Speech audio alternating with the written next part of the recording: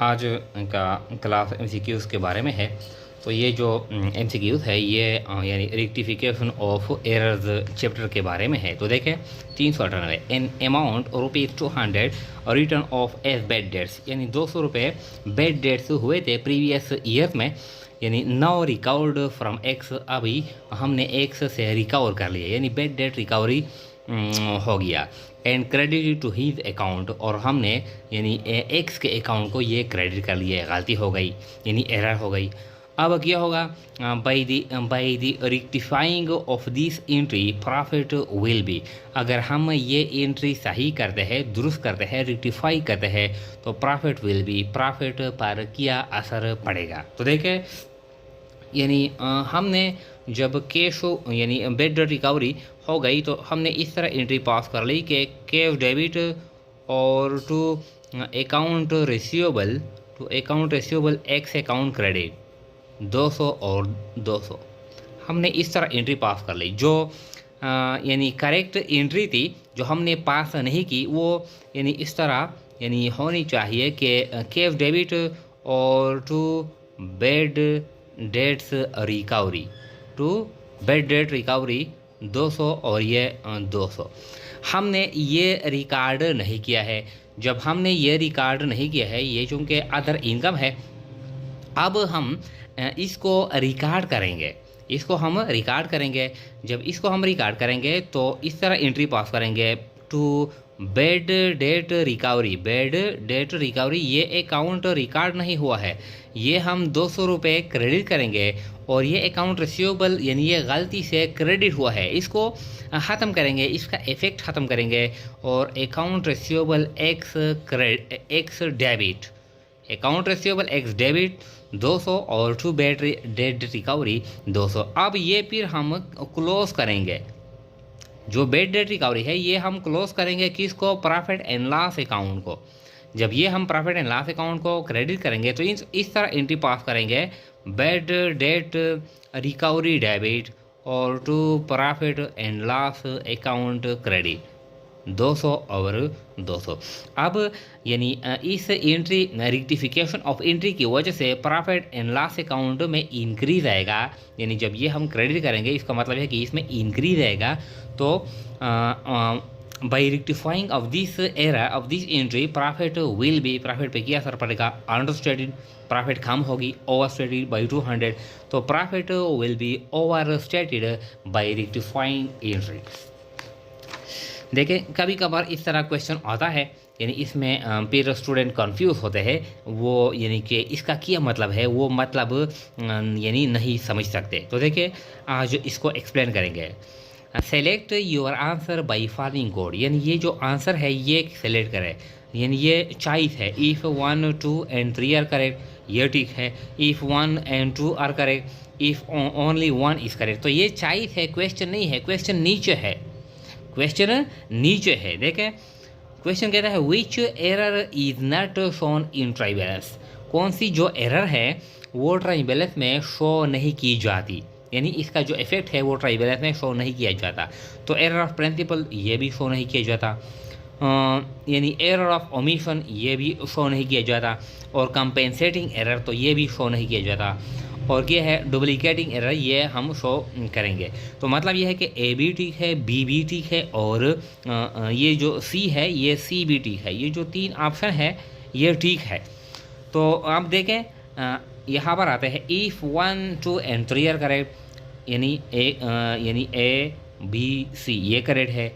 If 1 and 2 are correct, ये इस तरह है, यानी हम अगर इस पर इस तरह 1, 2, 3, 4 इस तरह लगाएंगे तो आपके लिए फिर यानी ये आसान होगा।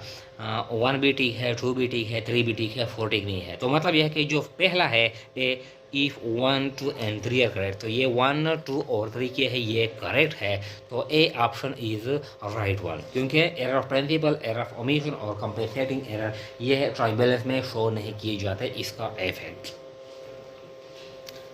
इसके बाद है 400 कहता है कि दी debit balance of the suspense account is recorded on the, यानी जो सस्पेंस अकाउंट में जो डेबिट बैलेंस आता है तो वो हम रिकॉर्ड करेंगे ऑन दी हाल जगह इनके बैलेंस शीट में एसेट्स, लाइबिलिटीज़ और नॉन। तो लाइबिलिटीज़ और कैपिटल इनके जो बैलेंसेस होते हैं ये क्रेडिट होते हैं, एसेट्स यानी कि जो बैलेंसेस होते हैं वो डेबिट होते हैं। तो सस्पेंस अकाउंट में अगर डेबिट बैलेंस हो तो ये हम एसेट साइड पर रिकॉर्ड करेंगे बैलेंस शीट में, अगर क्रेडिट बैलेंस हो तो फिर हम ये लाइबिलिटी साइड पर रिकॉर्ड करेंगे। यहाँ पर डेबिट बैलेंस बताया है। इसके बाद है 401 cash discount ₹100 enter in the cash discount account. Cash discount हमने 100 रुपये डिस्काउंट अकाउंट में तो हमने रिकॉर्ड किया है, but omitted from Riyaz account. Riyaz account से ये ओमिट हुआ है, यानी हम इस तरह एंट्री पास करते हैं कि cash debit, discount allowed debit और अकाउंट रिसीवेबल क्रेडिट इस तरह। अब डिस्काउंट अलाउड हमने डेबिट किया है लेकिन रियाज अकाउंट में ये हमने ट्रांसफ़र नहीं किया है, एक वन अकाउंट ये इफेक्ट हुआ है। Redefined entry is Riaz account debit और टू डिस्काउंट अलाउड, ये भी नहीं है। Riaz account debit to suspense account, ये भी नहीं है। सस्पेंस अकाउंट डेबिट और रियाज अकाउंट, क्योंकि रियाज अकाउंट से हमने पैसे वसूल किए हैं, डिस्काउंट वसूल किया है, तो रियाज अकाउंट हम क्रेडिट करेंगे और इसके यानी जो डेबिट अकाउंट नहीं है तो इसके लिए हम सस्पेंस अकाउंट ओपन करेंगे, वो हम डेबिट करेंगे। फिर कहता है the sales day book is over costed. Sales day book में इंक्रीज आया है, जो सेल्स यानी सेल्स जर्नल है जिसमें सिर्फ हम क्रेडिट सेल्स रिकॉर्ड करते हैं, इसमें यानी इंक्रीज आया है, गलती आई है। तो एंट्री इज, अब हम इस एंट्री को किस तरह यानी करेक्ट करेंगे, रेक्टिफाई करेंगे। सेल्स अमाउंट ज़्यादा रिकॉर्ड हुआ है, सेल्स का जो बैलेंस है वो ज़्यादा रिकॉर्ड हुआ है और सेल्स का जो बैलेंस होता है वो क्रेडिट बैलेंस होता है। मतलब यह है कि क्रेडिट बैलेंस हमने ज़्यादा रिकॉर्ड किया है। अब हम इसको रेक्टिफाई करेंगे तो क्या करेंगे, sales account debit to suspense account, sales account debit to return, sales account debit to debtors. तो ये सेल्स अकाउंट सिर्फ इफेक्ट हुआ है, डेटर्स इफेक्ट नहीं हुए। तो मतलब यह है कि सेल्स अकाउंट को फिर हम डेबिट करेंगे और ताकि जो इंक्रीज है, जो ओवर स्टेटेड है वो बैलेंस हो जाए, और इसके लिए हम सस्पेंस अकाउंट हम क्रेडिट करेंगे। इसके बाद है 403 डिस्काउंट अलाउड टू रेहान ₹19, यानी 19 रुपये हमने रेहान को डिस्काउंट दिया है, but credit to his account 9, लेकिन इसके अकाउंट को हमने 9 रुपये यानी क्रेडिट किया है। यानी इस तरह फॉर एग्जांपल हमने एंट्री पास कर ली। देखिए हम फर्ज करते हैं कि हमने यानी cash debit, discount allowed debit और टू रेहान कैश हमने फॉर एग्जांपल वसूल किया है 50। यहाँ पर जो हमने डिस्काउंट वसूल किया है ये 19 है, तो 50 और 19 टोटल कितना बनता है, ये 69। लेकिन ये जो 69 की जगह यानी हमने 60 रिकॉर्ड किया है। क्या रिकॉर्ड किया है हमने 60, यानी ये 19 के लिए हमने 19 नहीं बल्कि 9 रिकॉर्ड किया है। मतलब यह है कि इस 19 में हमने 10 काम रिकॉर्ड किया है। ये जो क्या है 69 है, ये 59 हमने रिकॉर्ड किया है, 10 हमने काम रिकॉर्ड किया है। यानी इस तरह भी ये तो हमने कंपाउंड एंट्री पास कर ली। इस तरह भी हम एंट्री पास करते हैं कि डिस्काउंट अलाउड डेबिट और टू रेहान अकाउंट। तो ये 19 है और ये हमने 9 रिकॉर्ड किया है, इसका ये मतलब है। तो मतलब ये है कि ये 10 काम रिकॉर्ड हुआ है। अब फिर हम रेहान अकाउंट को 10 क्रेडिट करेंगे, ये तो सही रिकॉर्ड हुआ है, तो डेबिट क्या करेंगे, सस्पेंस अकाउंट डेबिट करेंगे। सस्पेंस अकाउंट डेबिट 10 और रेहान अकाउंट क्रेडिट 10। अब रेक्टिफाइंड एंट्री इसमें क्या है, रेहान अकाउंट डेबिट और डिस्काउंट ये भी नहीं है, डिस्काउंट अकाउंट डेबिट और रेहान ये भी नहीं है, सस्पेंस अकाउंट डेबिट 10 और रेहान अकाउंट डेबिट 10। तो ये जो सी ऑप्शन है ये राइट वन है। 404 कैश डिस्काउंट रिसीव्ड, ये डिस्काउंट रिसीव्ड है फ्रॉम डिस्काउंट रिसीव्ड अकाउंट, यानी cash discount received from discount received account the entry will B. इसका मतलब यह है कि हमने डिस्काउंट रिसीव्ड यानी डिस्काउंट रिसीव किया है। अब क्या है लेकिन यहाँ पर एक मिस्टेक है, कैश डिस्काउंट रिसीव्ड यहाँ पर है, बट बट ओमिटेड, हमने डिस्काउंट वसूल किया है लेकिन ओमिट हुआ है डिस्काउंट रिसीव्ड अकाउंट, हमने डिस्काउंट रिसीव्ड अकाउंट में ये रिकॉर्ड नहीं किया है। डिस्काउंट रिसीव्ड अकाउंट में हमने ये रिकॉर्ड नहीं किया है। कैश अकाउंट ये सही रिकॉर्ड हुआ है, अकाउंट पेबल अकाउंट ये भी सही रिकॉर्ड हुआ है, लेकिन जो डिस्काउंट रिसीव्ड अकाउंट है ये ओमिट हुआ है डिस्काउंट रिसीव्ड अकाउंट से। अब क्या करेंगे, द एंट्री विल बी, जो एंट्री है वो किस तरह हम पास करेंगे, account payable debit discount received, account payable debit to suspense account, तो suspense account debit to discount received. ये जो सी ऑप्शन है ये राइट वन है। डिस्काउंट रिसीव्ड को हम क्रेडिट करेंगे, ये इनकम है, हमने यानी ये अकाउंट से यानी ओमिट हुआ है, और यहाँ पर हम जो डेबिट अकाउंट हमारे पास नहीं है तो इसके लिए हम सस्पेंस अकाउंट डेबिट करते हैं, इसका ये मतलब है। फिर कहता है 400 point, sold goods and credit, हमने सामान उधार पे फरोख्त कर ली ₹5000 ओमिटेड फ्रॉम रिकॉर्ड, बिल्कुल ये रिकॉर्ड से यानी ओमिट हुआ है। ये हमने उधार पे सामान फरोख्त कर ली, अब ये बिल्कुल यानी ये हमने रिकॉर्ड नहीं किया है। जब हमने रिकॉर्ड नहीं किया है यानी इस तरह account receivable debit sales credit हमने सेल्स रिकॉर्ड नहीं किया है। The rectification of this entry will, अब जब हम ये रिकॉर्ड करेंगे से अकाउंट रिसीवेबल डेबिट करेंगे सेल्स क्रेडिट करेंगे तो हमारी रेवेन्यू बढ़ जाएगी। तो क्या होगा, द एंट्री विल यानी जब हम रेक्टिफिकेशन करेंगे तो दिस एंट्री विल यानी प्रॉफिट पे इसका क्या असर पड़ेगा, increase profit, decrease profit, no effect. जब हम ये यानी इसको रेक्टिफाई करते हैं, ये एंट्री हम रेक्टिफाई करते हैं, तो अब हम यानी इस तरह एंट्री पास करेंगे कि अकाउंट रिसीवेबल डेबिट और टू सेल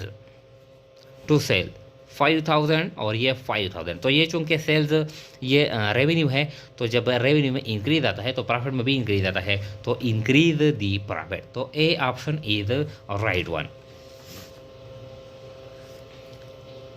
फिर कहता है यानी 406 कहता है सेल्स टू रियाज 500, हमने रियाज को सेल किया है 500, डेबिट टू सलमान अकाउंट, हमने सलमान अकाउंट को डेबिट किया है। यानी जो करेक्ट एंट्री वो इस तरह थी, यानी देखे कि account receivable debit, account receivable Riaz debit और टू सेल्स क्रेडिट। अब हमने इस तरह यानी 500 और ये भी 500, हमने इस तरह एंट्री पास कर ली कि अकाउंट रिसीवेबल सलमान डेबिट और टू सेल्स सही रिकॉर्ड हुआ है 500 और 500, यानी रियाज की जगह हमने सलमान रिकॉर्ड किया है। फिर क्या है, the entry to rectify the error, तो ये यानी ये हमने रिकॉर्ड नहीं किया है, ये हम रिकॉर्ड करेंगे। अकाउंट रिसीवेबल रियाज डेबिट 500 और ये हमने गलत डेबिट किया है, इसको क्रेडिट करेंगे टू अकाउंट रिसीवेबल सलमान, ये 500, अकाउंट रिसीवेबल रियाज और अकाउंट रिसीवेबल सलमान। तो देखें रियाज सेल्स सलमान रियाज और रियाज सलमान, तो ये 500 और ये 500 और ये रेक्टिफाइंग एंट्री है। फिर कहता है carries on purchase of machinery, हमने यानी मशीनरी परचेज कर ली, अब हमने डायरेक्ट एक्सपेंसिव अदा कर लिया है, तो वो हम मशीनरी के कास्ट में हम जमा करेंगे। क्या हो गया, डेबिट टू कैरीज अकाउंट, हमने डेबिट कर लिया है कैरीज अकाउंट को, तो कैरीज क्या है, ये एक्सपेंस है। अब हम ये इनकम स्टेटमेंट में यानी हम रिकॉर्ड करेंगे, तो दिस एरर विल इफेक्ट, ये जो गलती है ये गलती यानी दी एरर विल इफेक्ट, इस गलती की वजह से कौन सा अकाउंट यानी इफेक्ट हुआ है, दिस एरर विल इफेक्ट, ये जो एरर है ये कौन से अकाउंट को इफेक्ट करेंगे। हमने मशीनरी रिकॉर्ड नहीं की है और कैरीज अकाउंट यानी हमने गलती से डेबिट कर लिया है, तो सिर्फ कैरीज अकाउंट इफेक्ट हुआ है, मशीनरी अकाउंट इफेक्ट हुआ है, या वो दोनों। तो हमने मशीनरी रिकॉर्ड नहीं कर ली और कैरीज जो गलती से डेबिट कर लिया है, तो मतलब यह है कि दोनों इफेक्ट हुए हैं, एक हमने इंक्रीज कर लिया है, एक हमने डिक्रीज कर लिया है, तो बोथ अकाउंट और affected. 408 one is nominal account, इसमें से एक क्या है, एक नॉमिनल अकाउंट है। तो देखें यानी टेम्परेरी अकाउंट, इसका मतलब यह है कि ये टेम्परेरी अकाउंट है, ये हम क्लोज करते हैं। फिर सॉफ्टवेयर ये तो यानी इंटेंजिबल एसेट है, पेटेंट इंटेंजिबल है, फार्मूला है। सस्पेंस अकाउंट, तो सस्पेंस अकाउंट क्या है, ये नॉमिनल अकाउंट है, ये टेम्परेरी अकाउंट है। इस पे हम सिर्फ गलतियों की करेक्शन करते हैं, रेक्टिफिकेशन करते हैं, फिर हम ये क्लोज करते हैं, इसका ये मतलब है। 409 ए डेबिट बैलेंस इन आली account in your sales ledger. इसका मतलब यह है कि आप के जो सेल्स लेजर है, सेल्स लेजर से मुराद account receivable ledger, sales ledger से मुराद सेल्स लेजर से मुराद account receivable account, account receivable account, जितने भी हमारे अकाउंट रिसीवेबल है इसको कहते हैं सेल्स लेजर। अब अकाउंट रिसीवेबल का जो बैलेंस होता है ये डेबिट होता है, जो बैलेंस होता है अकाउंट रिसीवेबल का, यानी हम इसको क्रेडिट सामान यानी सेल करते हैं तो इन यानी अकाउंट रिसीवेबल डेबिट करते हैं और सेल्स क्रेडिट करते हैं। इन के जो बैलेंस है वो डेबिट है। अब मतलब यह है कि हम उनके पास पैसे है, जब अकाउंट रिसीवेबल के पास पैसे है, कौन है, यानी ये आली है, तो मतलब यह है कि हमारा जो अकाउंट रिसीवेबल है वो आली है, अकाउंट रिसीवेबल आली। तो इसके लिए हम लिखते हैं ओ, ओ का मतलब है मकरूज, ओ का मतलब है मकरूज।